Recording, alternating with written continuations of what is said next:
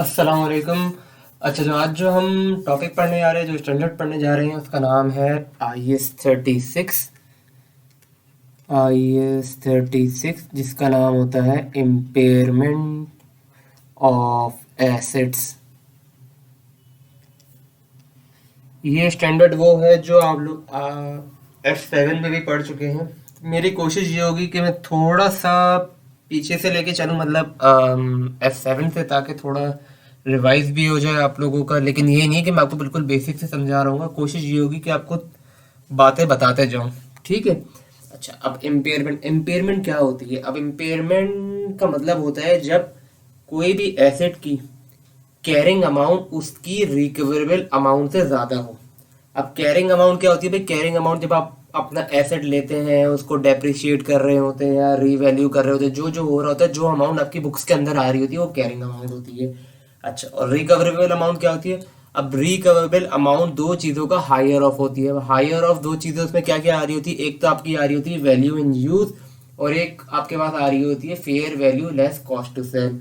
Value in use वो, मतलब वो वैल्यू होती है, मतलब जो आप एसेट से कमाए, मतलब अगर आप एसेट को यूज कर रहे हैं और जो उसकी प्रोडक्शन होगी, मतलब उससे अगर कोई मशीनरी है, उससे आप कोई गुड्स प्रोड्यूस करेंगे और जो बेच के मतलब उससे इनफ्लो आ रहा होगा, और जो भी इसमें कुछ खर्चे आउटफ्लोज वगैरह हो रहे होंगे, उसका नेट ऑफ जो भी अमाउंट होगा जो आप उससे कमा रहे होंगे, वो आपका वैल्यू इन यूज, एक तरीके से उसकी वैल्यू आएगी एसेट से कमा के जो भी।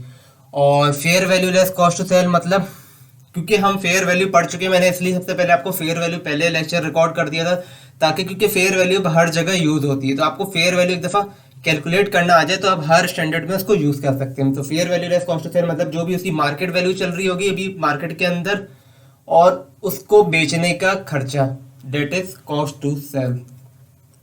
तो मैं कुछ कुछ चीज़ें लिख देता हूँ। Impairment is determined by comparing the carrying amount, मैं शॉर्ट फॉर्म लिख रहा हूँ, the carrying amount of the asset with its recoverable amount, with its recoverable amount। और रिकवरेबल अमाउंट दो चीज़ों का हायर ऑफ होता है, fair value less cost to sell और वैल्यू इन यूज। ठीक है। अच्छा, अब कुछ बातें हैं, मतलब जैसे कि हर स्टैंडर्ड का एक स्कोप होता है, मतलब स्कोप के वो लिमिट होता है, मतलब हर रूल या हर जो स्टैंडर्ड ये बात कह रहा है वो हर स्टैंडर्ड के लिए अप्लाई नहीं होगा। मतलब हर जो ये बात सिखा रहे हैं, जैसे इम्पेयरमेंट कैसे हमें टेस्ट करनी है, क्या करना है, वो पर्टिकुलर स्टैंडर्ड के लिए, मतलब IS 36 इटसेल्फ बाकी स्टैंडर्ड पे अप्लाई हो रहा था, जैसे IS 16 हो रहा है, IS 38 हो रहा है, इसी तरह के जो बाकी स्टैंडर्ड्स हैं ना, उस पर ये अप्लाई हो रहा है। लेकिन इसका कुछ स्कोप है, मतलब कुछ स्टैंडर्ड्स पे ये अप्लाई नहीं हो रहा होगा। तो मैं लिख देता हूँ यहाँ पे स्कोप ऑफ IS 36, किन स्टैंडर्ड पे ये अप्लाई नहीं हो रहा होता। पहला स्टैंडर्ड है IS 2, जो कि हम बचपन से पढ़ते हुए आ रहे हैं, इन्वेंट्री का स्टैंडर्ड, क्योंकि इन्वेंट्री का स्टैंडर्ड खुद कहता है कि inventory should be valued at lower of cost और नेट रिलाइजेबल वैल्यू। तो वो खुद ही इन्वेंट्री अगर गिर रही होती तो उसको खुद वो लोअर ऑफ पे लिख देता है, तो जो उसका चेंजेस आ रही होती है मार्केट वैल्यू के अंदर, वो खुद ही रिकॉर्ड हो जाती है एज पर IS 2। मतलब IS 2 के खुद के ही अपने रूल्स है ताकि वो ओवर स्टेट ना हो इन्वेंट्री। फिर होता है IS 12, जिसके अंदर हम पढ़ते हैं डेफर्ड टैक्स एसेट। मैं लिख देता हूँ DTA, ये अभी आगे का टॉपिक है। तो इसके अंदर भी खुद के रूल्स हैं। ये डी है भाई, ये कोई ओ ना समझ ले, ये मेरा थोड़ा सा टेढ़ा डी है। इसके अंदर भी IS 12 खुद रूल्स बताते हैं कि किस तरीके से डेफर्ड टैक्स एसेट को इम्पेयर करना है, क्या करना है, वो भी हम स्टैंडर्ड के जो रूल्स बताएगा जो स्टैंडर्ड, वो उसके मुताबिक होंगी चीज़ें। इसी तरह IS 19, ये हमारा टॉपिक है एम्प्लॉय बेनिफिट के बारे में। तो उसके अंदर भी कुछ रूल्स है जो IAS 19 खुद बताएगा, हम उस पर IAS 36 अप्लाई नहीं कर रहे होंगे।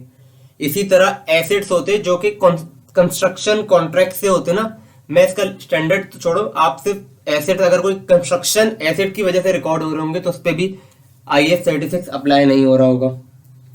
उसी तरह कुछ एसेट्स होते हैं जैसे कि IAS 32, हम आगे जाके ये टॉपिक पढ़ेंगे फाइनेंशियल इंस्ट्रूमेंट नाम से, जिस उसके अंदर होता है कुछ फाइनेंशियल एसेट जो कि रिकॉर्ड हो रहे होते हैं फेयर वैल्यू के ऊपर। फॉर एग्जाम्पल मैं किसका दूं, जैसे कि शेयर्स हो गए, इस तरह कुछ फाइनेंशियल एसेट्स होते हैं हमारे। अब वो अगर फेयर वैल्यू पे रिकॉर्ड हो रहे हैं, जिसका मतलब वो जो मार्केट वैल्यू है उस पे रिकॉर्ड हो रहे हैं, वो अगर मार्केट वैल्यू ऊपर जा रही होगी तो वो ऊपर जाएंगे, मार्केट वैल्यू नीचे आ रही होगी तो वो नीचे जाएंगे।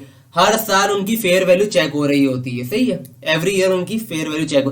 तो जाहिर है अगर कोई फेयर वैल्यू के अंदर मूवमेंट आई, अगर कोई फेयर वैल्यू के अंदर मूवमेंट आई तो वो खुद ही उसको रिकॉर्ड कर लेगा। मतलब अगर वो ऊपर आ रही होगी तो ऊपर, लेकिन अगर वो नीचे आ रहे होगा तो उसको वैल्यू को कम कर देगा। मतलब उसकी एक तरीके से जो भी अगर इम्पेयरमेंट है ना, मतलब फेयर वैल्यू कम हो गई तो वो खुद ही इनकॉर्पोरेट कर रहा होगा, हमें करने की जरूरत नहीं है। जो IAS 32 कह रहा होगा हमें वो करना होगा।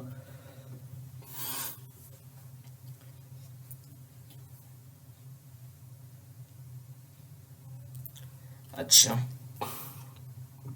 इसी तरह IFRS 5 होता है non current asset held for sale. इसके अंदर भी ना कुछ एसेट बेचने से पहले तक, तो एसेट बेचने से पहले तक जो इम्पेयरमेंट होगी वो एज पर द स्टैंडर्ड जिसके अंदर वो आ रहा होगा एसेट, चाहे फिर वो IAS प्रॉपर्टी प्लान इक्विपमेंट हो या इंटेंजिबल जो भी हो, एसेट बेचने से पहले तक उस पे स्टैंडर्ड के मुताबिक, जैसे कि IAS 16 है तो मतलब IAS 36 अप्लाई हो रहा होगा, IAS 38 है तो IAS 36 अप्लाई हो रहा होगा, उसके मुताबिक उसकी इम्पेयरमेंट होगी। लेकिन एसेट बेचने के बाद फौरन एक और दफा हम इम्पेयरमेंट टेस्टिंग करते हैं, जो कि अभी हम IFRS 5 के अंदर पढ़ेंगे। जो इम्पेयरमेंट टेस्टिंग आफ्टर सेलिंग हो रही होगी वो इम्पेयरमेंट एज पर IFRS 5 जो उसने रूल्स बताए होंगे हमें उसके मुताबिक करनी होगी। इसी तरह IAS 40 जिसने पढ़ा हुआ है, ये तो हमने F7 में पढ़ा, इन्वेस्टमेंट प्रॉपर्टी, अगर तो वो रिवैल्यूएशन पे रिकॉर्ड हो रही है, मतलब फेयर वैल्यू पे रिकॉर्ड हो रही है, तो जाहिर है अगर वो फेयर वैल्यू पे रिकॉर्ड हो रही है तो उसकी जो मूवमेंट है फेयर वैल्यू के अंदर वो भी इनकॉर्पोरेट खुद ही हो रही होगी। और एक और आता है IAS 41 घाय भैंसों का स्टैंडर्ड, जो कि आप IAS F7 में पढ़ चुके हैं, यहाँ पर भी आ रहा होगा, तो उसके अंदर भी जो रूल्स हैं उसके मुताबिक इम्पेयरमेंट हम चेक कर रहे होंगे। अच्छा, अब कुछ कुछ की टर्म्स हैं, अब मैं वो लिख नहीं रहा, आप लोग सुन लें, क्योंकि अब इतने इस लेवल पे आके मैं ये नहीं कि ये बात भी लिख रहा हूँ अभी। अब इम्पेयरमेंट लॉस क्या है? अब इम्पेयरमेंट लॉस है जिससे हमारी वैल्यू, हमारी कैरिंग अमाउंट एक्सीड कर गई है रिकवरेबल अमाउंट से। हमारी कैरिंग अमाउंट जितने अमाउंट से रिकवरेबल अमाउंट को एक्सीड करेगी वो हमारा इम्पेयरमेंट लॉस आ रहा होगा। अब कैरिंग अमाउंट क्या है? कैरिंग अमाउंट, इम्पेयरमेंट लॉस पहले हमने पढ़ा, इम्पेयरमेंट लॉस की टर्म समझी।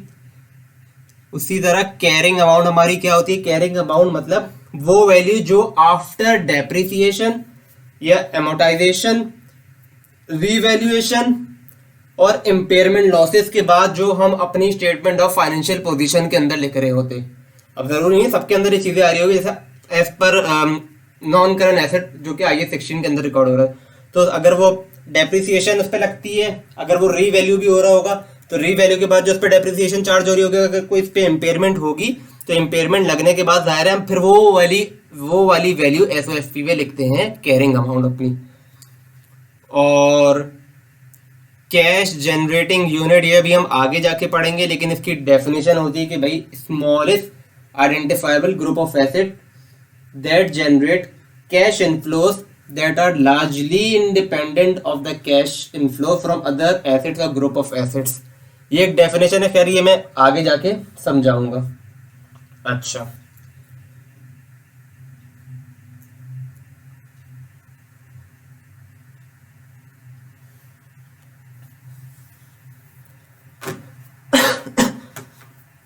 अच्छा अब इसकी जो रिकग्निशन होती है जो रिकग्निशन होती है इम्पेयरमेंट की। अब जैसे कि अगर तो कोई एसेट हमारा है जो कि इम्पेयर हो गया है, अगर कोई एसेट हमारा इम्पेयर हो गया है और वो कैरिंग मतलब आफ्टर हम उसको कॉस्ट मॉडल पे एज पर IAS 16 की बात कर रहा हूँ, जैसे अगर हम कॉस्ट मॉडल पे रिकॉर्ड करते थे तो मतलब उसके अंदर हम आफ्टर डेप्रिसिएशन उसकी वैल्यू लिखी हुई होती थी, ठीक है। तो इसमें अगर तो कोई इम्पेयरमेंट आ रही है तो जो भी इम्पेयरमेंट होगी वो हम प्रॉफिट एंड लॉस में लिख देते हैं। मतलब इम्पेयरमेंट जो चार्ज होगी वो डायरेक्टली प्रॉफिट एंड लॉस में हमारी चार्ज हो रही होगी। यार ये बेकार पेन है। अच्छा, लेकिन अगर फॉर एग्जांपल हमने कोई प्रॉपर्टी या कोई मशीनरी कुछ भी चीज अगर हमने रीवैल्यूएशन मॉडल पे लिखी हुई है अपनी बुक्स के अंदर, मतलब वो अगर उसकी वैल्यू बढ़ रही होगी तो वो जो भी रीवैल्यूएशन आएगी वो अदर कॉम्प्रिहेंसिव इनकम में हम लिख रहे होते हैं। अगर ऐसे कोई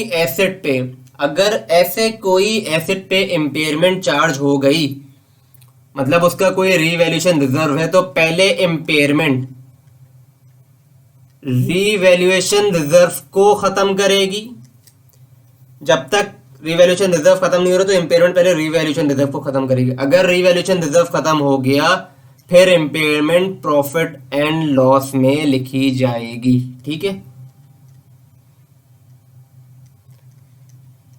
उसके बाद जो भी इसकी वैल्यू है, जो भी अब आफ्टर इम्पेयरमेंट एमोटाइजेशन रीवैल्यूएशन जो भी वैल्यू आ रही है जो बचती है कैरिंग अमाउंट, उसके बाद ही फिर वो डेप्रिशिएट होगी। जो भी इसकी यूजफुल लाइफ होगी उसके ऊपर वो डेप्रिशिएट हो रही होगी। अच्छा, अब मेन चीज है कि भाई हम इम्पेयरमेंट को हमें पता कैसे लगेगा इम्पेयरमेंट हमारे एसेट पे हुई है, मतलब क्या हिंट्स हैं जो कि हमें बताएगी कि हमारा एसेट इम्पेयर्ड हो गया है। हिंट फॉर इम्पेयरमेंट, अब ये हम बचपन से पढ़ के आ रहे हैं, F7 के अंदर भी पढ़ लेते हैं। एक दफ़ा ये बातें दोहरा देते हैं ताकि आपको रिवाइज हो जाए, आपके दिमाग में आ जाए। अब इम्पेयरमेंट की दो तरीके की हिंट्स होती हैं, एक तो एक्सटर्नल होती है और एक आपकी होती है इंटरनल। अब एक्सटर्नल हिंट्स कौन कौन सी होती है? अच्छा, अब पहली एक्सटर्नल हिंट होती है कि आपकी जो एसेट है उसकी मार्केट वैल्यू के अंदर सिग्निफिकेंट फॉल आ गया है। आपकी जो एसेट है उसकी मार्केट के अंदर सिग्निफिकेंट फॉल आ गया है। मतलब पहले तो चलो समझते थे हम, वक्त के वक्त कोई हर जो चीज पुरानी होती है, जैसे कोई गाड़ी है, वक्त के साथ साथ साथ साथ साथ उसकी चलो वैल्यू समझ आ रही तो गिरती है, सीधी सी बात है। लेकिन एकदम से ड्रास्टिक फॉल आ जाए, सिग्निफिकेंट फॉल एकदम से आ जाए, तो जाहिर है कुछ बंदा सोचेगा, कुछ देखेगा, भाई ऐसे एकदम से वैल्यू कैसे कम हो गई। तो उसकी फिर वो रीअसेस करेगा, मेजर करेगा कि हमारी रिकवेबल अमाउंट क्या बन रही है, हमारी एसेट की अब वैल्यू क्या बन रही है। तो पहली हिंट होती है कि अगर आपका एसेट, मतलब आपको इंडिकेशन मिले कि आपका एसेट इंपेयर हो गया, वो है कि significant fall in the market value of asset. ये आपके पास पहला इंडिकेटर, पहली हिंट आ गई। अच्छा, अब दूसरा, कोई सिग्निफिकेंट चेंज हो जाए इकोनॉमिक इन्वायरमेंट, मतलब कोई टेक्नोलॉजी के अंदर चेंज हो रहा है, कोई मार्केट के अंदर चेंज हो रहा है, कोई लीगल चेंज हो रहा है, कोई इकोनॉमिक इन्वायरमेंट के अंदर चेंज हो रहा है जिसमें बिजनेस ऑपरेट करता है, या मतलब बिजनेस के एसेट्स ऑपरेट करते हैं। अब जैसे कि टेक्नोलॉजिकल चेंज कैसे होता है, कोई नई टेक्नोलॉजी आ गई है, मतलब आपकी जो करंट टेक्नोलॉजी थी उसकी वजह, मतलब नई टेक्नोलॉजी की आने की वजह से आप जो जैसे कोई करंट सॉफ्टवेयर है, कोई करंट टेक्नोलॉजी किसी भी तरीके से यूज कर रहे थे, वो ऑब्सोलीट हो गई है, उसकी वैल्यू या उसकी यूजेज अब बहुत कम आ गई है, या मतलब अब वो आपके लिए इतना इफेक्टिव नहीं होगा। इतनी नई टेक्नोलॉजी वो या किसी भी तरीके से नए सॉफ्टवेयर जो आ गए वो ज्यादा यूजफुल होंगे। तो एक तरीके से एक हिंट है कि अगर कोई नई टेक्नोलॉजी आ जाए तो आपका मतलब एसेट इंपेयर हो सकता है।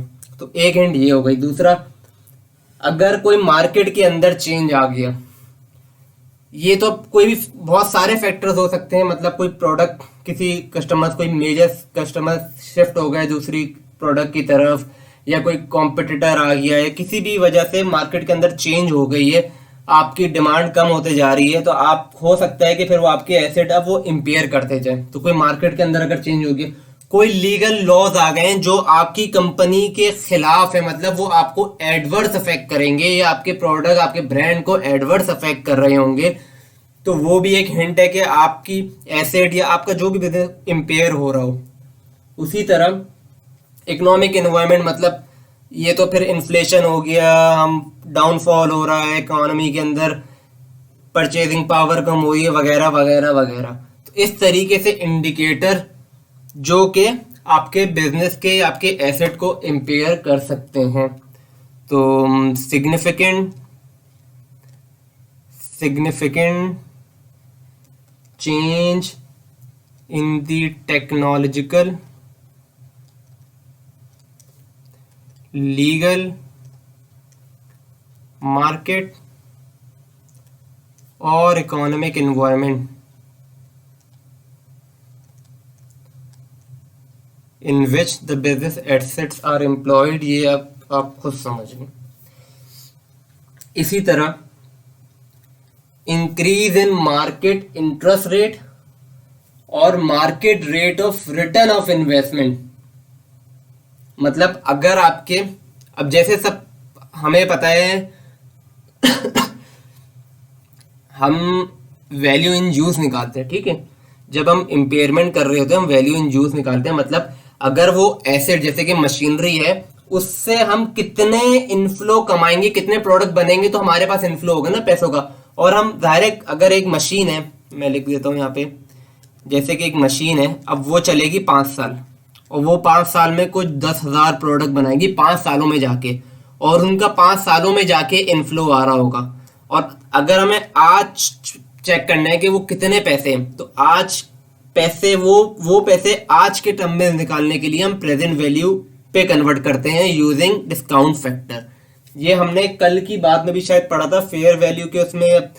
अगर हम आगे के कैश फ्लोज निकाल रहे हैं कि हम कितना कमा लेंगे इस एसेट से 5 सालों के अंदर, तो आज वो जानने के लिए हम उन पैसों को प्रेजेंट वैल्यू में कन्वर्ट करेंगे, क्योंकि वो 5 सालों के पैसे हैं, हमें आज की वैल्यू चाहिए उन पैसों की, ठीक है। तो हम वो यूजिंग द डिस्काउंट फैक्टर उसको प्रेजेंट वैल्यू में कन्वर्ट करेंगे। अब जिसने F9 पढ़ा है, धारे जो भी सब है F9 पढ़ के आए, जितना ज्यादा मतलब बड़ा डिस्काउंट फैक्टर हम यूज करेंगे उतनी हमारी प्रेजेंट वैल्यू कम आएगी। जितना डिस्काउंट फैक्टर हम छोटा यूज करेंगे उतनी हमारी प्रेजेंट वैल्यू ऊपर आएगी। अगर मार्केट के अंदर इंटरेस्ट रेट बढ़ गए हैं, मतलब अगर आप बोरो करने जाएंगे तो आपको ज्यादा इंटरेस्ट पे करना होगा पैसों पे, सही है। अगर जाहिर है अगर हमें ज्यादा इंटरेस्ट पे करना होगा, इसी तरह अगर हम कोई एसेट यूज कर रहे हैं, एक अपॉर्चुनिटी कॉस्ट है, मतलब हम वो हायर इंटरेस्ट रेट फॉरगो कर रहे होंगे ना, तो हमारे लिए एक कॉस्ट है, ये भी एक हमारे लिए एक अपॉर्चुनिटी कॉस्ट है ना। तो अगर हम कोई चीज एसेट है तो उसके पैसे अगर हम बैंक में रख देते तो हम हायर इंटरेस्ट रेट फॉरगोन कर रहे होंगे ना। इसी तरह हम अगर मार्केट के अंदर इंटरेस्ट रेट बढ़ गए हैं तो हमारा डिस्काउंट फैक्टर भी ऊपर जाएगा, जिसकी वजह से हमारी प्रेजेंट वैल्यू कम हो रही होगी। तो अगर मार्केट के अंदर इंटरेस्ट रेट बढ़ रहे हैं तो जो हमारी प्रेजेंट वैल्यू होगी पैसे कमाने की, उसकी वैल्यू कम होती जाएगी, जो कि इंडिकेट करेगा कि आपका एसेट इंपेयर हो रहा है। क्योंकि अगर वही एसेट का पैसा, अगर हमने पैसे बैंक में रखे होते और इंटरेस्ट रेट बढ़े तो हमें ज्यादा पैसे मिल रहे होते 5 सालों के अंदर, एज पर अगर हम इससे जो कमा रहे हैं, ठीक है। तो एक अपॉर्चुनिटी कॉस्ट है, एक एग्जाम्पल की तरह। तो इसलिए अगर मार्केट के अंदर इंटरेस्ट रेट बढ़ रहे हैं तो वो भी एक इंडिकेटर है कि हमारा एसेट इंपेयर हो रहा है।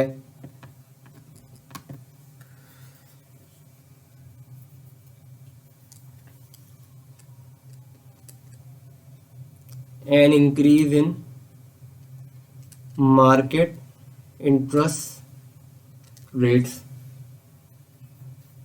क्योंकि ये हमारा, मैं लिख देता हूं यहां पे, ये हमारा डिस्काउंट फैक्टर इफेक्ट करेगा, ठीक है। जो भी हम डिस्काउंट रेट यूज करेंगे वैल्यू इन यूज निकालने के लिए, discount factor to be use, that is value in use. अच्छा, एक और बात आती है carrying amount of net assets exceeds या more than is being more than the market capitalization, the carrying amount of entities net asset being more than its market capitalization। अब इसका मतलब क्या है, जैसे कि पूरी कंपनी है, उसके हम नेट ऐसे निकालते हैं ना, एसेट माइनस लायबिलिटीज करके, उसकी जो वैल्यू है जो हमने अपनी बुक्स में लिखी हुई है, कैरिंग अमाउंट जो अपनी पूरी कंपनी के एसेट की जो हमने बुक में लिखी हुई है, वो वैल्यू मार्केट कैपिटलाइजेशन से ज्यादा है। अगर उसकी शेयर्स की पूरी वैल्यू निकाल दें, मतलब शेयर्स पूरी मार्केट में जाके बेचें आपकी कंपनी के, तो उसकी वैल्यू कम है बजाय आपके पूरे कंपनी के एसेट की आपने वो वैल्यू ज्यादा लिखी हुई है। आपके शेयर्स पूरी आपको कंपनी के आपकी पूरी कंपनी को रिप्रेजेंट कर रहे होते ना। मार्केट कैपिटलाइजेशन आपकी पूरी कंपनी की शेयर वैल्यू होती, ठीक है। वो वैल्यू आपकी कम है बजाय आप कह रहे हैं कि आपकी पूरी कैरिंग अमाउंट ऑफ आपकी पूरी कंपनी के जो नेट एसेट है उसकी वैल्यू ज्यादा है। ये कैसे बात हो सकती है, आप खुद सोचें। तो अगर आपकी carrying amount of net asset ज्यादा है आपकी मार्केट कैपिटलाइजेशन से, मतलब वो आपको इंडिकेट कर रहा है वही कैरिंग अमाउंट रिकवरेबल अमाउंट से आपकी ज्यादा है, तो एक इंडिकेटर है कि आपकी चीजें इंपेयर हो गई है। जो बेसिक ऊपर रूल है कि carrying amount being is more than the recoverable amount, यही carrying amount of net asset is being more than the market capitalisation. जो कंपनी की बाहर मार्केट वैल्यू उससे ज्यादा आपने अपनी एसेट्स की वैल्यू लिखी हुई है। तो ये आपके पास हिंट्स आ गई ऑफ एक्सटर्नल सोर्सेज। इसी तरह इंटरनल सोर्सेज भी होती हैं कि हमारे कंपनी के अंदर हमें क्या हिंट्स मिल रही है उस एसेट्स के बारे में। अब कोई जैसे कि एविडेंस हो गया, एविडेंस ऑफ ऑब्सोलेंस, जाहिर है कोई एसेट हमारा ऑब्सोलीट हो गया है, तो ये हमें अंदर से ही इंडिकेशन मिलेगी ना। जब यूज हो रहा होगा एसेट, तो वो जब हम एसेट को देख रहे हैं, उसको यूज कर रहे हैं, तो उसी से ही हमें पता चलेगा ना, अंदर से ही पता लगेगा ना। जो जो प्रोडक्शन मैनेजर है, जो भी है, जैसे कोई मशीनरी प्रोडक्शन मैनेजर देख रहा है, तो वो ही बताएगा ना कि भाई ये मशीनरी ऑब्सोलीट हो गई है, अब ये हमें कमा के नहीं दे सकती। तो हमें एक अंदर से इंटरनल एविडेंस मिलेगा उसकी ऑब्सोलेंस का। इसी तरह कोई फिजिकल डैमेज हो गया है, सही है, कोई फिजिकल डैमेज हो गया, कोई मशीनरी आ रही थी, ट्रैक्टर से गिर गई आके, या उसको कहीं मूव कर रहे थे और मूवमेंट के दौरान उस पर कोई कुछ डैमेज हो गया, तो अब वो उसकी जो यूजेज है या जो उसकी प्रोडक्टिविटी थी अब वो कम हो गई है। अब उसको रिपेयर करके जो पहले जैसी उसकी प्रोडक्टिविटी थी अब वो नहीं है, क्योंकि उस डैमेज होने की वजह से उसकी प्रोडक्टिविटी कम हो गई, तो उसकी एक इंपेयर हो गया है वो एसेट। तो एक ये हिंट हो गई आपके पास।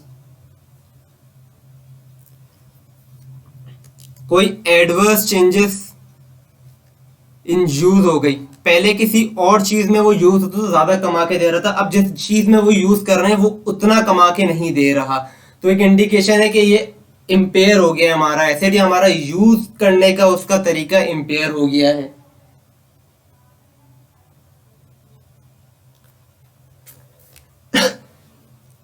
तो कुछ ऐसे एविडेंस होते हैं, चाहे फिर वो एक्सटर्नली हो चाहे फिर वो इंटरनली हो, ऐसी हिंट्स आपको बताएंगी कि आपका एसेट इंपेयर हुआ है कि नहीं।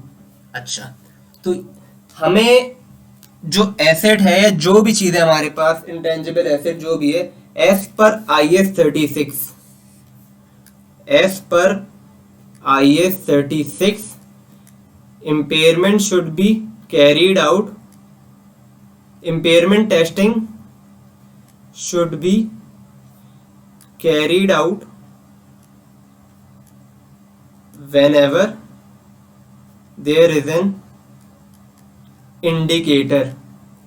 जब कभी हमें इंडिकेटर मिले तो ही हम जो भी चीजें जिस पे हम अप्लाई होते हैं स्टैंडर्ड, उन चीजों की इंपेयरमेंट टेस्टिंग करेंगे। जब भी हमें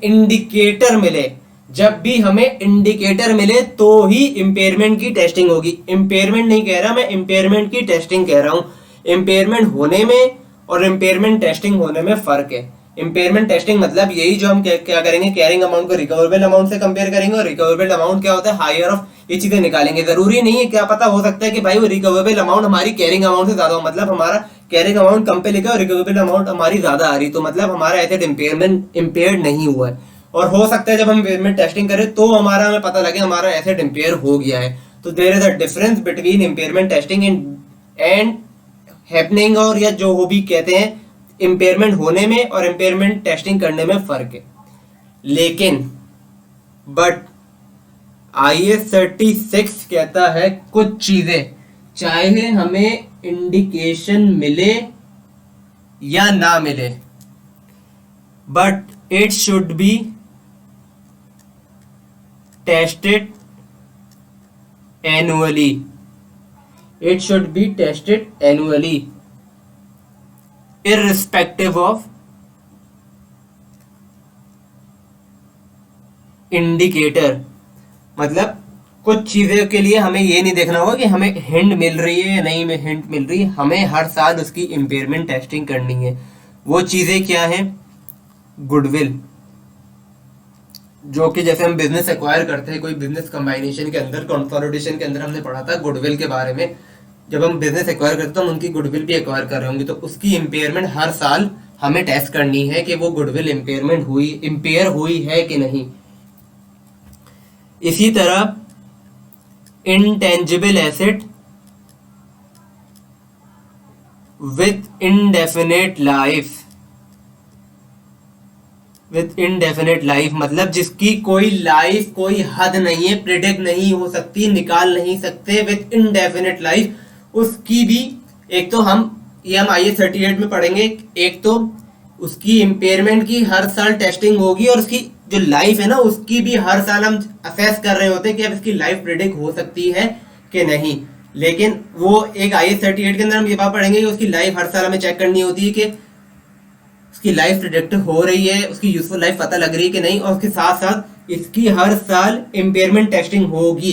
क्योंकि वजह यह है, जब जाहिर एक चीज की अब लाइफ ही नहीं है तो हम ये नहीं प्रेडिक्ट कर सकते कि भाई वो इम्पेयर हो रहा है नहीं, इसलिए हमें मतलब अब कोई लाइफ होती है ना, जैसे कि प्रॉपर्टी है, अब हमें पता है यार इसकी 10 साल लाइफ है, वो डेप्रिशिएट तो हो रहा है अपनी जगह, लेकिन हमें अगर कोई इंडिकेशन अलग से मिल गई कि वो इम्पेयर हो गए तो हम फौरन वो अलग से कर लेते टेस्ट। लेकिन इसकी तो लाइफ ही नहीं है, एक तो लाइफ अलग नहीं, तो वो डेप्रिशिएट वैसी ही नहीं हो रही उसकी वैल्यू, ऊपर से अगर हम खुदा ना खास्ता कोई बात हो जाए और वैसी अगर हम इम्पेयरमेंट टेस्टिंग भी ना कर रहे हो तो वो इनटेंजिबल एसेट ओवर वैल्यूड हो जाएगा हमारी बुक्स के अंदर, जो कि फिर अगेंस्ट प्रूडेंस कॉन्सेप्ट है। क्योंकि प्रूडेंस कॉन्सेप्ट कहता है हमें एक्सपेंस तो फौरन रिकग्नाइज कर लेना चाहिए, चाहे फिर वो रियलाइज हो ना हो, लेकिन कोई रेवेन्यू इनकम जब तक वो रियलाइज ना हो उसको हम रिकग्नाइज नहीं कर सकते। ठीक है। और एक और बात है कि intangible asset not available for use, कुछ एसेट्स होते हैं जो कि अभी तक इस्तेमाल शुदा नहीं होते, तो उसकी भी हमें इम्पेयरमेंट टेस्टिंग हर साल करनी होती है इररिस्पेक्टिव ऑफ एनी इंडिकेटर।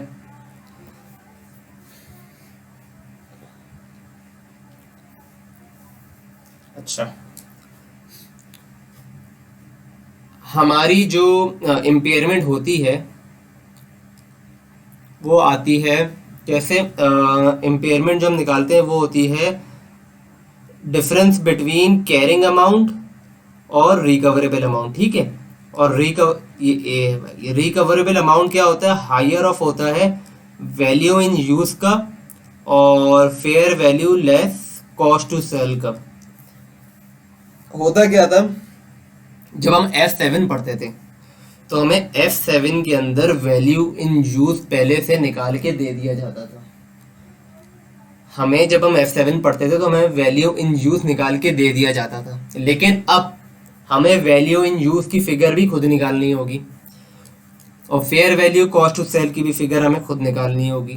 अब फेयर वैल्यू हम क्योंकि पढ़ चुके हैं, फेयर वैल्यू हम पढ़ चुके हैं कि भाई जो भी एसेट की फेयर वैल्यू होती है, अब अगर तो वो एक्टिव मार्केट से हमें मिल जाएगी, अगर उस एसेट की वैल्यू हमें एक्टिव मार्केट से मिल जाएगी, जैसे कि उसकी कोई सिमिलर ट्रांजैक्शन हो रही है, अगर तो वो लेवल 1 का एसेट है, अगर वो नहीं है तो लेवल 2 का विद सम एडजस्टमेंट्स, और अगर नहीं है बिल्कुल, अगर उसकी कोई एक्टिव मार्केट ही नहीं है, फिर हम हो जाएंगे नो एक्टिव मार्केट, मतलब कि अगर कोई एक्टिव मार्केट नहीं है तो एस्टिमेट पे जाएंगे, उसकी फेयर वैल्यू हम एस्टिमेट करेंगे, उसकी फेयर वैल्यू हम एस्टिमेट करेंगे।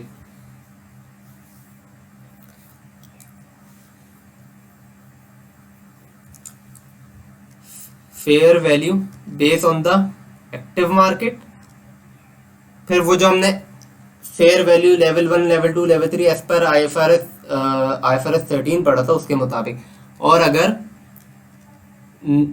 एक्टिव मार्केट नहीं है, नो एक्टिव मार्केट, तो फिर हम उसकी वैल्यू एस्टिमेट करेंगे, और जो भी उसको बेचने में कॉस्ट इनकर्ड होगी, जो भी बेचने में इसको कॉस्ट इनकर्ड होगी, कॉस्ट टू सेल को हम इंक्रीमेंटल कॉस्ट भी कह सकते हैं, incremental cost to sell the asset, जो कि डायरेक्टली एट्रीब्यूटेबल होगी एसेट को बेचने में, मतलब सिर्फ उस एसेट को बेचने में इनकर्ड हो रही होगी, वो कॉस्ट इसमें से माइनस कर देंगे। अब बात आती है वैल्यू इन यूज पे। हमने क्या पढ़ा था, वैल्यू इन यूज क्या होती है? वैल्यू इन यूज मतलब वो वैल्यू जो हम एसेट को कमा के, जो एसेट से हम कमा के निकालेंगे एक तो, फिर वो उसके कैश इनफ्लोज आ रहे होंगे, कैश आउटफ्लोज आ रहे होंगे, और अल्टीमेटली जब हम उसको बेचेंगे जो उसकी डिस्पोजल वैल्यू आ रही होगी, वो भी शामिल करके जो हमारे पास ओवरऑल उस एसेट की वैल्यू आएगी, वो वैल्यू इन यूज कहलाई जा रही होती है। अच्छा, अब मैं एक काम करता हूँ, इस वैल्यू इन यूज की डेफिनेशन लिख देता हूँ। Value in use is calculated by estimating future cash inflows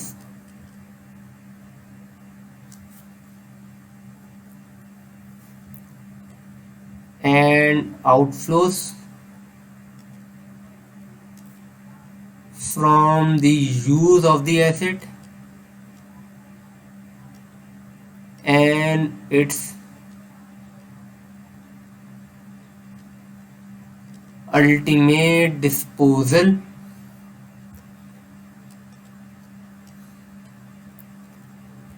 and applying a suitable discount rate to these cash flows। जाहिर है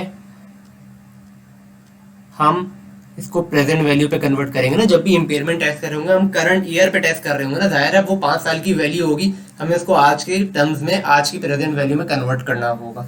तो वैल्यू इन यूज क्या है? जो भी फ्यूचर कैश इनफ्लोज है, आउटफ्लोज है उस एसेट को यूज करने में, और फिर उसका अल्टीमेट डिस्पोजल से जो हमें पैसे मिलेंगे, उस सब की वैल्यू प्रेजेंट वैल्यू के अंदर निकालने पे जो भी वैल्यू आएगी वो वैल्यू इन यूज कहलाई जा रही होगी।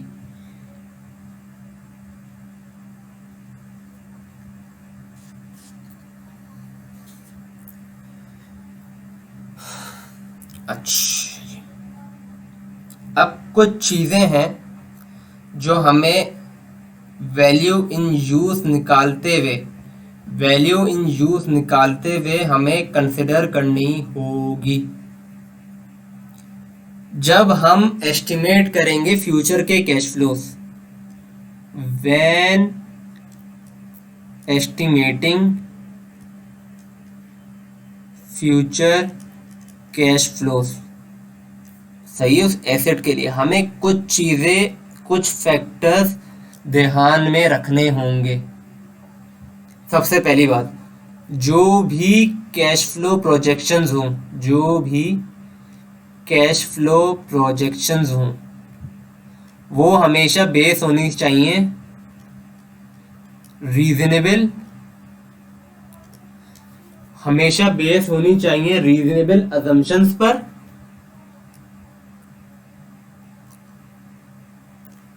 And most recent budgets and forecast. अच्छा, इसका मतलब क्या है? आपकी जो कैश फ्लोज होगी ना, जो आप उस एसेट से अज्यूम करेंगे हम कितना कमा सके। अब जाहिर है हम एक अजम्पशन लेंगे कि हम एसेट से इतना, एक तो यूनिट्स प्रोड्यूस करेंगे और इतने यूनिट्स हम बेचेंगे। इतने यूनिट्स हम प्रोड्यूस करेंगे, इतने यूनिट्स हम बेचेंगे, इतनी कॉस्ट हम इनकट करेंगे, इतने मटेरियल हम बल्क में लेंगे, कुछ जितनी भी चीजें उस एसेट से रिलेट कर रही हो, जो कि हमें कमा के दे रही हो, और जो भी इससे इनफ्लोज हो और जो भी उसके आउटफ्लोज होंगे, जो भी हम एक एस्टिमेट पे करेंगे ना, हर चीज एक एस्टिमेट पे हो रही होगी, यूनिट खरीदने से लेके यूनिट बेचने तक, उसके रॉ मटेरियल खरीदने से लेके उसके रॉ मटेरियल बेचने तक। अब उस एसेट के लिए, उस एसेट से कितने प्रोड्यूस करेंगे, कितने कमाएंगे, सब कुछ जो भी है वो एक अजम्पशन पे हो रही होगी। तो वो अजम्पशन हमेशा रीजनेबल होनी चाहिए, वो अजम्पशन हमेशा रीजनेबल होनी चाहिए, वो ऑप्टिमिस्टिक नहीं होनी चाहिए। भाई हम सोचा है हमने 1 लाख तो 1 लाख ही बेचेंगे, हमने सोचा है कि इसमें से 1 लाख प्रोड्यूस ही होंगे। एक ऑप्टिमिस्टिक अजम्पशन नहीं होनी चाहिए, एक रीजनेबल अजम्पशन होनी चाहिए। और ये अजम्पशन जो होगी हमेशा हमारे बजट पे, मतलब हमारे प्रीवियस, अगर हमने कुछ सोचा था कि इस एसेट से हमने सोचा था पहले 1000 प्रोड्यूस करेंगे, लेकिन एक्चुअल में हमारे 900 प्रोड्यूस हुए, ठीक है, तो हमारे प्रीवियस जो भी मोस्ट रिसेंट बजट्स होंगे, उससे हमें पता लगेगा कि हमारी एक तो एस्टिमेशन की जो टेक्निक है, या जो हमारी एस्टिमेशन की पावर है, जो हमारा सोचने का अंदाज है, तरीका है, वो कितना इफेक्टिव है, जो हम सोचते हैं वैसा होता है या नहीं, कि हम ज्यादा ऑप्टिमिस्टिक या ज्यादा बहुत ऊपर का तो नहीं सोच रहे। तो ये चीजों को हमेशा हमें इनकॉर्पोरेट करना होगा जब हम फ्यूचर के कैश फ्लोज अज्यूम कर रहे होंगे for calculating value in use. तो हमारी अजम्पशन बहुत रीजनेबल होना चाहिए, जो कि बेस होंगी हमारे मोस्ट रिसेंट बजट या फोरकास्ट के ऊपर, ठीक है। अगर कोई जैसे कि नेगेटिव वेरिएंसेस थे, अब नेगेटिव वेरिएंसेस कब होंगे, आपने सोचा था कि ये इस एसेट के लिए इतनी कॉस्ट इनकट हो रही होगी, जैसे कोई रिपेयर कॉस्ट हो गई या किसी तरीके, लेकिन उससे ज्यादा इनकट, उससे ज्यादा इनकट हुई, तो एक हमारे पास नेगेटिव वेरिएंसेस आ जाएंगे ना। जिसने F5 पढ़ा उसको पता होगा कि भाई वेरिएंसेस नेगेटिव क्यों आते, कि हमने जितना सोचा था उससे कम हुआ, जितना हमने सोचा था उससे कम हुआ। तो वो नेगेटिव वेरिएंसेस हमें इनकॉर्पोरेट करने होंगे जब हम आगे की कैश फ्लो प्रोजेक्शंस कर रहे होंगे उस एसेट से related, for estimating future cash flow for value in use. सबसे पहली बात हमने ये समझ ली। अच्छा, अब जो कैश फ्लो प्रोजेक्शंस होंगी, जो कैश फ्लो प्रोजेक्शंस होगी उस एसेट से रिलेटेड, जो भी कैश फ्लो प्रोजेक्शन होगी उस एसेट से related, cash flow projection should relate to the asset's current condition and should exclude expenditure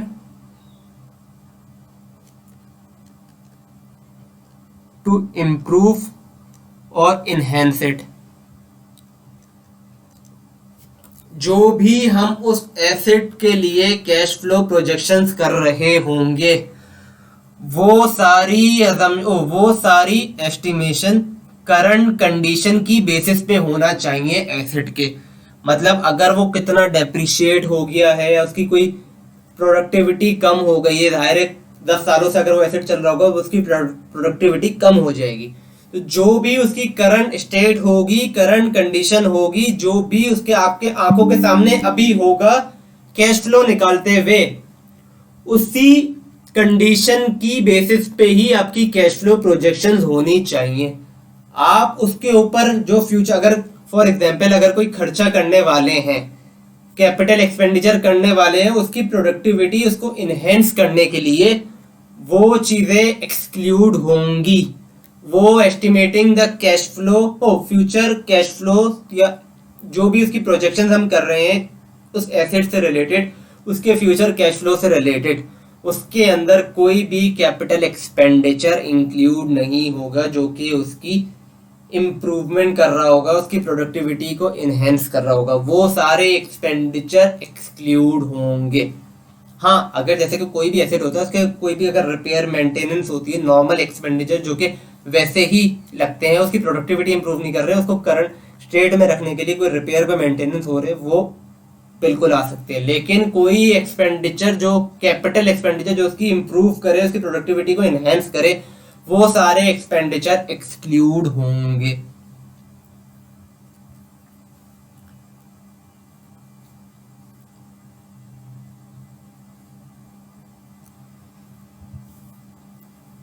अच्छा, अगर for period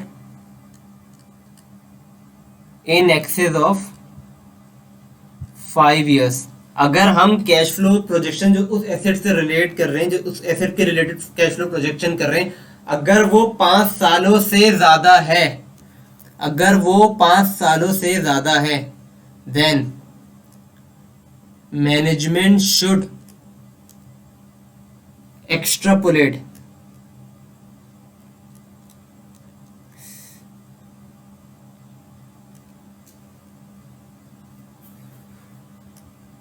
from earlier budgets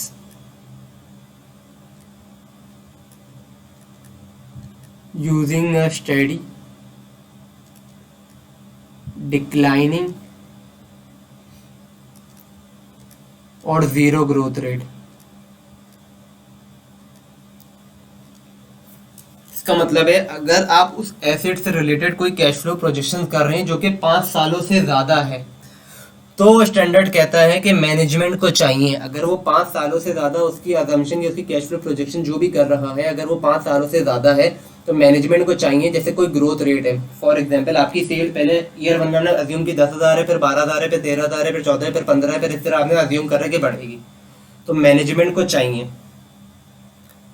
बल्कि जैसे कि अब हमने ईयर 5 तक तो सोच रहे थे कि आपकी ग्रोथ रेट है वो 5% से हर साल बढ़ रही है, लेकिन आप ईयर 6 में अज्यूम कर रहे हैं कि भाई वो 15 साल से बढ़ेगी, तो इस पर आइए 36 कहता है कि फिर मैनेजमेंट को चाहिए, अगर आप 5 सालों से ज़्यादा कैश फ्लो प्रोजेक्शन कर रहे हैं, तो आप रिसेंट बजट से जो भी अर्लियर बजट होगा, फ्रॉम अर्लियर बजट आपको क्या करना है, जो भी आपने पिछले बजट जो भी अर्लियर बजट है उसमें जो ग्रोथ रेट इस्तेमाल किया है, या तो आप बिल्कुल जैसे अगर 5 है तो बिल्कुल आप बस आगे हमेशा 5 ही लेते जाए, उसको 6, 7, 8 इस तरह करने की जरूरत नहीं, ठीक है। एक तो या तो स्टेडी ग्रोथ रेट ले, या तो आप उससे फिर डिक्लाइनिंग ले, क्यों, या तो डिक्लाइनिंग ले, या तो फिर आप बिल्कुल जीरो ग्रोथ रेट ले, आप अज्यूम ही नहीं करें हमारी सेल उसके बाद या उससे प्रोडक्शन बढ़ेगी, कुछ भी आपको अज्यूम करने की जरूरत नहीं है, या तो आप जीरो ग्रोथ रेट यूज करें, या तो आप स्टेडी ग्रोथ रेट यूज करें, या आप डिक्लाइनिंग ग्रोथ रेट यूज करें। वो इसलिए क्योंकि देखें अगर आगे सालों में जितने आगे सालों में जाते रहेंगे ना, तो अनसर्टेनिटी के चांसेस बढ़ते हैं। कोई भी आगे दुनिया की या कोई भी उस एसेट की या कोई भी इकोनॉमिक एनवायरनमेंट किसी से भी रिलेटेड कोई प्रोजेक्शन हमेशा एक्यूरेट नहीं होती, हमेशा अनसर्टेनिटी रहती है, कुछ भी हो सकता है। इसीलिए आपको ऑप्टिमिस्टिक सोच से या ऑप्टिमिस्टिक आपको अजम्पशन बचाने के लिए IAS 36 कहता है कि मैनेजमेंट को चाहिए जो भी फिर आप बजट वो ग्रोथ रेट यूज कर रहे थे अर्लियर बजट के अंदर, फिर आप वही ग्रोथ रेट या तो बिल्कुल वही इस्तेमाल करें, या डिक्लाइनिंग करें, या जीरो ग्रोथ रेट इस्तेमाल करें। अगर हम जैसे कि ईयर 1 में 1% ग्रोथ अज्यूम कर रहे थे, फिर 3%, फिर 7%, फिर 9%, फिर 11%, तो जो भी अर्लियर बजट से शुरू किया था फिर आप उसको ही आगे लेके चले, फिर 11 से 13, 13 से 15, 15 से 17 ना करें, सही है। तो ये एक बात IAS 36 कहता है, ताकि आप उसको अनसर्टेनिटी से आप बच जाएं और ऑप्टिमिस्टिक अजम्पशन से आप बच जाएं। उसी तरह एक और बात कहता है कि management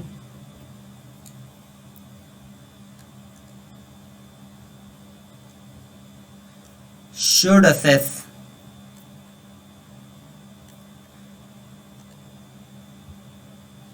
assess the accuracy of their budgets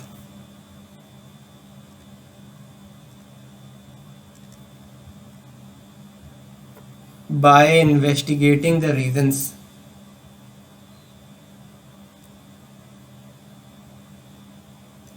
for any differences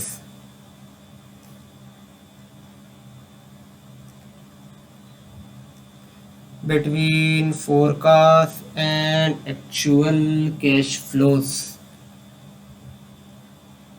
ये वही वेरिएंसेस वाली बात है कि मैनेजमेंट को चाहिए कि अपने बजट के अंदर अगर कोई डिफरेंस था बजट और एक्चुअल के दरमियान, जो भी कैश फ्लो के अंदर आपकी बजट से जो भी आपके कैश फ्लो से रिलेटेड बजट से अगर उनके दरमियान कोई डिफरेंस था, तो मैनेजमेंट को चाहिए उसकी एक्यूरेसी को इन्वेस्टिगेट करे, अगर कोई वेरिएंसेस है, कोई रीजंस है डिफरेंस होने की वजह के लिए, आई एम सॉरी, अगर कोई रीज़न है आपके बजट और एक्चुअल कैश फ्लो को जो डिफरेंट कर रहा है, अगर कोई रीजंस है जिसकी वजह से वो डिफरेंस आया है आपके बजटेड और एक्चुअल कैश फ्लोज के दरमियान, तो उन डिफरेंस को चाहिए मैनेजमेंट को कि वो उस डिफरेंसेस को इन्वेस्टिगेट करें।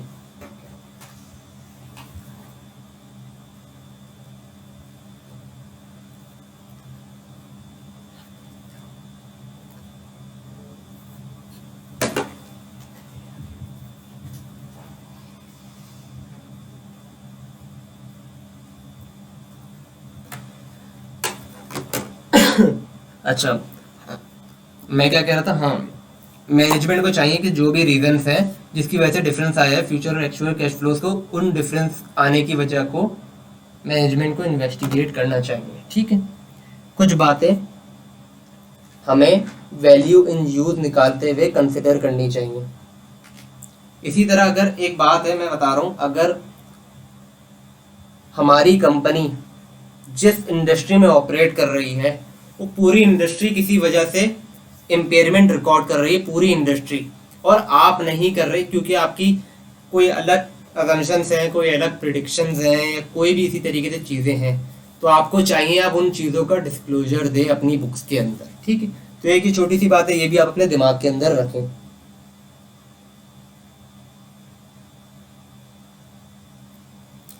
अब जाहिर है जब हम वैल्यू इन यूज की फिगर निकाल रहे होंगे तो हम उसको जाहिर है प्रेजेंट वैल्यू पे कन्वर्ट कर रहे होंगे। तो जब हम प्रेजेंट वैल्यू पे कन्वर्ट कर रहे होंगे तो हम डिस्काउंट फैक्टर भी यूज कर रहे होंगे। तो बात आती है कि कौन सा डिस्काउंट फैक्टर हम इस्तेमाल करें। सबसे पहले होता है कि जिस एसेट के लिए हम प्रेजेंट वैल्यू निकाल रहे हैं उस एसेट से रिलेटेड जैसे रिस्क स्पेसिफिक डिस्काउंट फैक्टर होता है फॉर दैट पर्टिकुलर एसेट, उस एसेट से रिलेटेड जो भी डिस्काउंट फैक्टर होगा रिस्क स्पेसिफिक होना चाहिए एसेट के लिए। मतलब ऐसा डिस्काउंट फैक्टर जिसके लिए ऐसा डिस्काउंट फैक्टर जिसके अंदर रिस्क उस एसेट से स्पेसिफिक हो। मतलब वो डिस्काउंट फैक्टर जो कि रिस्क स्पेसिफिक हो फॉर दैट पर्टिकुलर एसेट। मतलब कि वो एसेट जिसके हम फ्यूचर कैश फ्लोज निकाल रहे हो वो फ्यूचर कैश फ्लोज उस रिस्क से एडजस्टेड ना होना चाहिए। अगर एडजस्टेड होगा तो वो डिस्काउंट फैक्टर इस्तेमाल करने का कोई तुक नहीं बनता, क्योंकि फिर वो इनकॉर्पोरेट ही नहीं करेगा जो उस एसेट से जो भी रिलेटेड कोई भी रिस्क होगा। सबसे पहले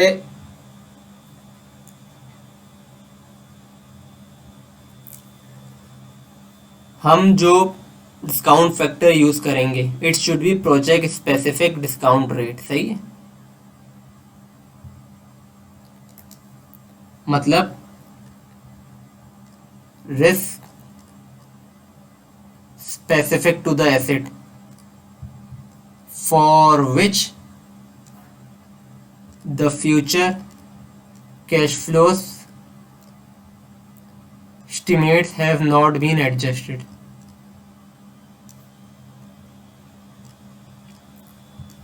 अगर ऐसा कोई डिस्काउंट फैक्टर अवेलेबल ना हो तो हमें मार्केट इंटरेस्ट रेट जो भी होता है ना, जो कि मार्केट के अंदर इंटरेस्ट रेट चल रहा होता है, करंट मार्केट इंटरेस्ट रेट,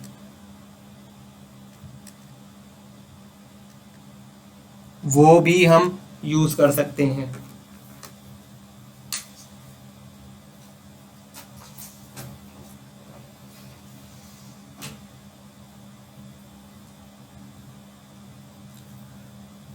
हाँ, कोई भी मार्केट इंटरेस्ट रेट जो भी मार्केट के अंदर इंटरेस्ट रेट चल रहा होगा वो भी हम यूज कर सकते हैं, लेकिन उसके अंदर हम क्या कर सकते हैं, कुछ रिस्क उसके अंदर इनकॉर्पोरेट कर सकते हैं, जैसे कि कोई करेंसी रिस्क है, कोई फॉरेन एक्सचेंज रिस्क है, वगैरह वगैरह। इस तरीके जो भी रिस्क होते हैं ना, अब ज़ाहिर है अगर जो एसेट से रिलेटेड होता है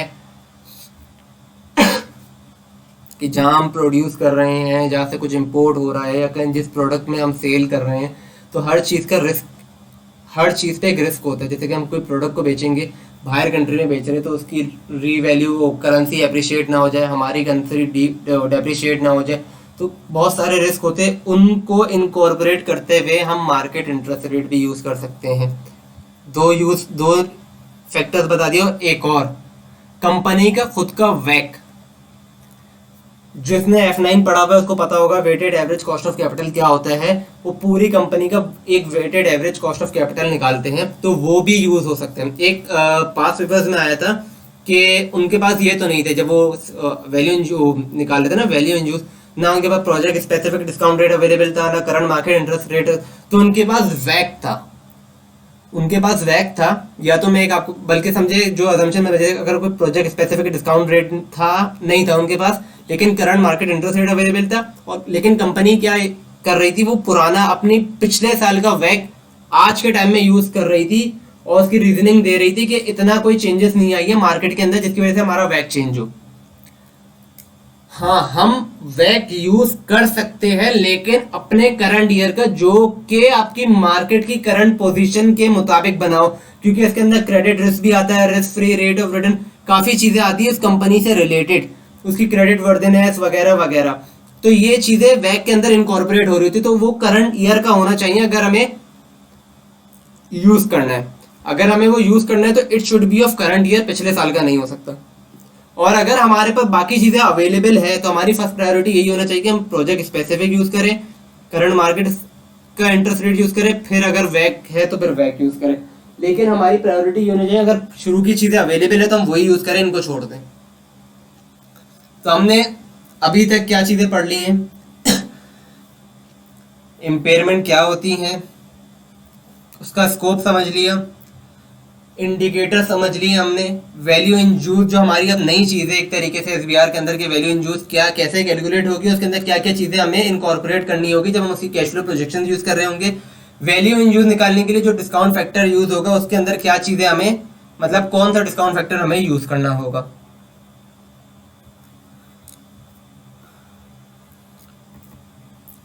अब एक सवाल है जो कि हम कर लेते हैं अभी के लिए।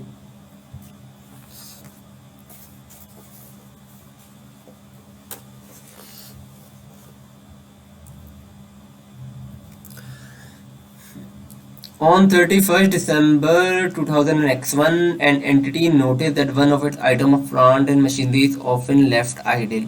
सही है। On this date, the asset had a carrying amount of 5 lakh and a fair value of 3,25,000. Carrying amount हमारे पास कितनी है, 5 लाख की, और जो फेयर वैल्यू आ रही है वो आ रही है 325,000 की। The estimate cost required to dispose of the asset minus 25,000, क्योंकि fair value less cost to sell होता है, तो ये हमारे पास आ गई 3 लाख की वैल्यू।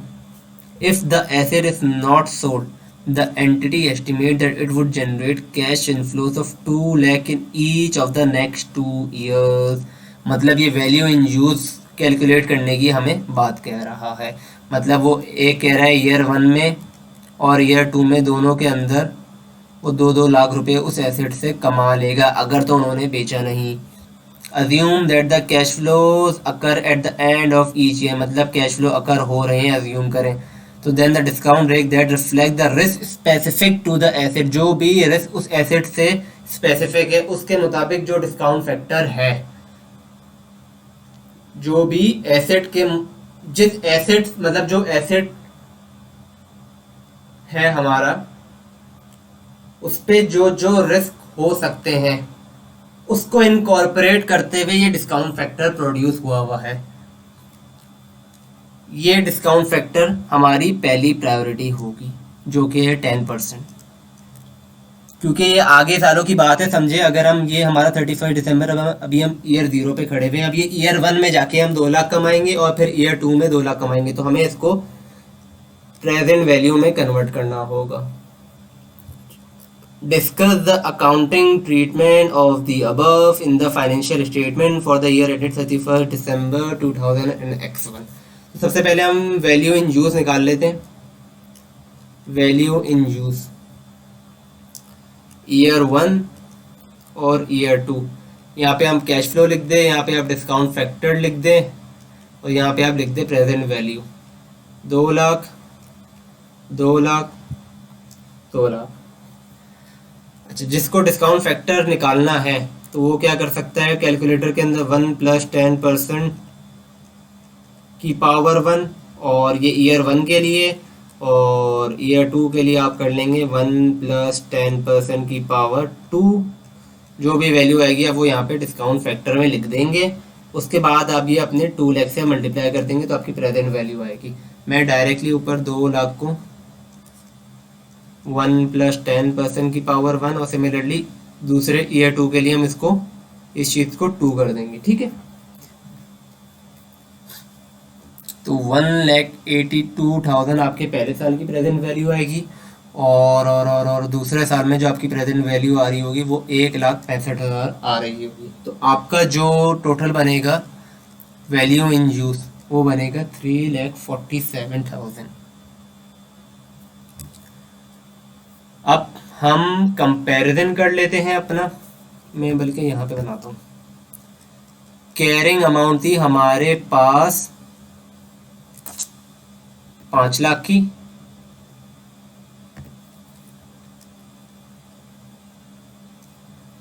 अब रिकवरेबल अमाउंट निकालनी है हमें। ठीक है, तो उसने बताया था fair value less cost to sell हमारे पास आ रही थी 3 लाख की, और जो हम वैल्यू इन यूज निकाल रहे हैं वो आ रही है हमारे पास 3,47,000 की।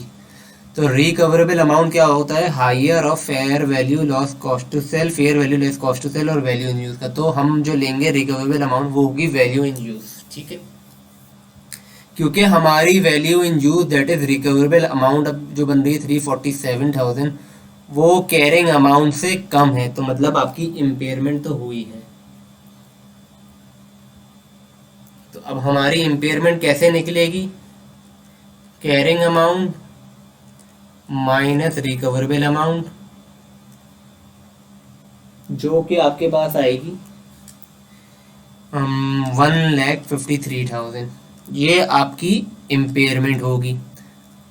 सवाल में क्या पूछा था हमसे, discuss the accounting treatment of the above in the financial statement. तो हम इसकी क्या एंट्री बना देंगे, डेबिट प्रॉफिट एंड लॉस 153 से, और क्या कर देंगे, क्रेडिट कर देंगे जो भी हमारा एसेट है उसको 153,000 से। तो ये हमारा पहला पार्ट जो है वो तो खत्म होता है, क्योंकि अभी इसमें कोई रिवैल्यूएशन के बारे में बताया नहीं था। अब दूसरा पार्ट है, उसमें कहता है how would be the answer to part A B different, कैसे वो अलग होगा if there was a balance of 10,000 other comprehensive other component of equity relating to the prior revaluation of the specific asset. तो कुछ भी नहीं करना, जो पहले रिजर्व होगा हम उसको खत्म कर देंगे जो कि 10,000 है, फिर जो बाकी बैलेंस होगा जो कि बचेगा 143, क्योंकि 153 की इम्पेयरमेंट आई थी, वो हम पीएनएल में लिखेंगे, और एसेट हमारा तो पूरा ही क्रेडिट हो रहा होगा 1,53,000 से।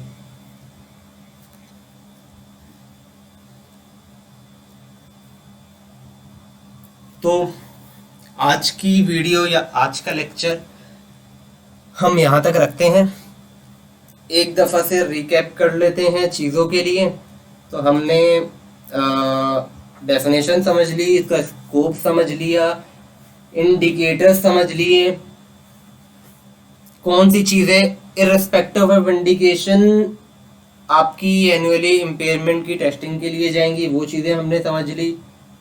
फेयर वैल्यू कैसे निकलेगी on the basis of active market, अगर एक्टिव मार्केट नहीं है तो हम उसको रीजनेबल एस्टिमेट पे बेस्ट एस्टिमेट पे निकालेंगे उसकी वैल्यू।